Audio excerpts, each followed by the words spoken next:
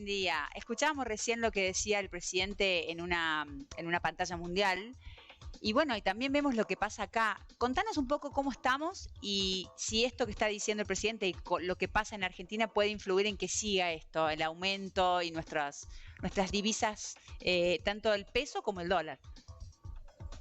Bueno, en realidad hay dos cuestiones que van paralelas, ¿no? Una cuestión es el discurso de Milei en Davos, que es totalmente paralelo a lo que está sucediendo en la realidad aquí en Argentina, ¿no? Donde hemos visto que, bueno, que ya este romance inicial del dólar con Milei ya se está empezando a perder, ¿no? De hecho, ya las brechas están aumentando, ayer han aumentado a valores récord tanto el blue como los dólares paralelos. La realidad es que, bueno, ya esa competitividad del tipo de cambio de la devaluación del 100% del 10 de diciembre se empezó a perder, y todo esto es lo que está previendo el mercado, anticipándose a una devaluación que calculan que será en marzo, ¿no? Entonces esa presión devaluatoria actual es la que estamos viendo con otros factores que son los importadores también reclamando divisas para poder pagar sus deudas, y todo este combo está reflejándose en esta situación.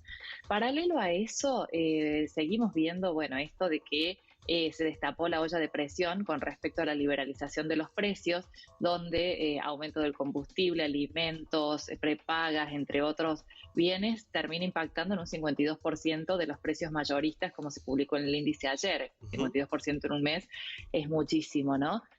Con lo cual, bueno, ahí tenemos distintos supuestos y escenarios que nos hacen pensar hasta cuándo se va a producir este efecto disparo a la luna y cuándo va a empezar a bajar, tipo las cañitas voladoras cuando salen para arriba pero después bajan. Bueno, estamos viendo hasta cuándo sube esta cañita voladora, ¿no? Gisela, planteabas Sí. recién el final de la luna de miel del dólar para con Milei.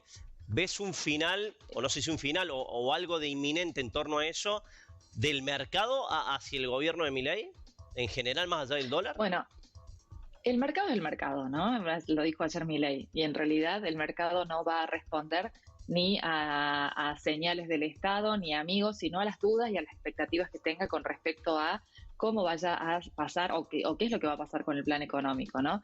Acá, ¿cuáles son las dudas que se están presentando? Bueno, por un lado, el tema de si se van a reunir los dólares necesarios para poder cumplir con las metas con el Fondo Monetario Internacional. El acuerdo con el fondo la semana pasada fue valorado positivamente, sin embargo, esta semana empezaron a salir otros temores. Yo creo que está todo muy atado con hilos de alambre, donde en realidad también hay dudas con respecto a qué va a pasar con el DNU, qué va a pasar con esta ley ómnibus, cómo van a cambiar todas estas cuestiones, ¿no?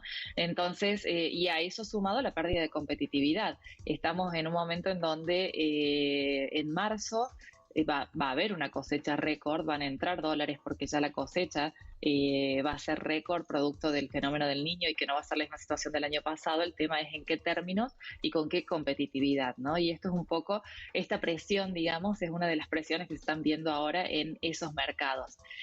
Paralelo a eso viene todo el discurso de Milei, que tiene todo un componente puramente, no diría altamente, diría puramente ideológico y de libre mercado, ¿no? De hecho, hasta cuestionó a los mismos neoclásicos con respecto a si la economía existen, bueno, en términos muy técnicos para el común de la gente, fallos de mercado o no. Para que entienda la gente, un fallo de mercado es la existencia de un monopolio, por ejemplo, ¿no? Entonces, cuestionó temas muy, muy de base, ¿no? Pero amén de eso, en realidad uno si tiene que remitirse al texto de él, a mí me hizo acordar mucho al de una pensadora rusa de los años 40 a los años 60, que se llamó Ayn Rand, que era una pensadora rusa estadounidense que venía escapando de Rusia en la época de la posguerra y de la Guerra Fría, en donde justamente planteó todo lo que ayer dijo Milei en su discurso, en su libro que se llamaba La Gran Rebelión del Atlas, ¿no? Donde en realidad decía que el Estado tenía que estar subsumido al mínimo mínimo y por lo tanto no interferir, salvo interferir en las cuestiones de seguridad y la propiedad privada, nada más que en eso, ¿no? O sea que el discurso vino completamente alineado. Ahora, ese discurso se dio en un contexto de post guerra, o sea, de Guerra Fría justamente y de post Segunda Guerra Mundial, en el cual se veían ciertas cuestiones o factores donde era justamente la época del Red Scare, que era justamente el miedo al comunismo rojo. Luego también era la época del macartismo, donde se perseguían a las personas que tuvieran actividades o algún tipo de sospecha de que fueran comunistas en los Estados Unidos. Bueno, pareció como un extracto del libro sacado en ese contexto, ¿no? La realidad es que hoy, y yo creo que en esta agenda del siglo XXI, donde en realidad hoy estamos pensando ir al carbono neutro hacia el 2050, es donde el foro de Davos se trata justamente de eso, ¿no? Quedó un discurso completamente desalineado con la agenda de Davos. Discurso viejo. ¿Viste un discurso antiguo, viejo de Milei? O de otra era, de otra época. Discurso de otra época, exactamente, ¿no? Cuando en realidad las necesidades y las demandas de hoy pasan por, la inteligencia artificial, pasan por ver qué sucede con la tecnología, cómo se actúa en forma mancomunada. Incluso Gisela, ser cuidadoso con el medio ambiente es un discurso actual, es súper actual, es hacia donde va el futuro. Yo les doy un ejemplo. En el mes de junio estuve en Nueva York participando del foro de las Naciones Unidas del capítulo de los principios para la gestión responsable en gestión sostenible, donde en realidad participan todas las universidades y escuelas de negocios del mundo para formar justamente empresarios responsables en materia de medio ambiente, porque la premisa es clave, no es ver las estadísticas de calentamiento global o cuánto aumenta la temperatura en la Tierra. El tema es que nos quedamos sin tierra. Claro. Entonces no vamos a hablar ni de liberalismo ni de comunismo. No tenemos mundo, punto. Claro, Entonces, tal cual. Sí. La realidad es aparte, un país productor como nosotros, tenerlo en cuenta es fundamental. Obviamente. No solamente eso, sino que en definitiva, si nosotros queremos exportar como país productor a Europa o Estados Unidos, tenemos que estar alineados con estos principios.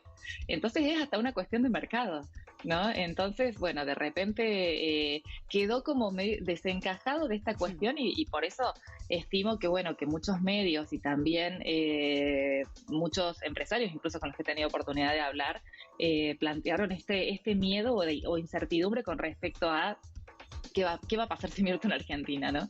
Creo que, bueno, que fue un discurso, como vuelvo a decir, ¿no? Completamente ordenado ideológicamente, de una época que tiene que ver con la mitad del siglo XX, producto de un contexto especial del siglo XX. Hoy, cuando están reuniéndose las grandes empresas con los grandes pensadores filosóficos y también los grandes gobiernos, digamos, mundiales, supranacionales, ¿no? Para ver cómo se maneja el avance de la inteligencia artificial, sobre todo la generativa, que es la que reemplazaría al humano.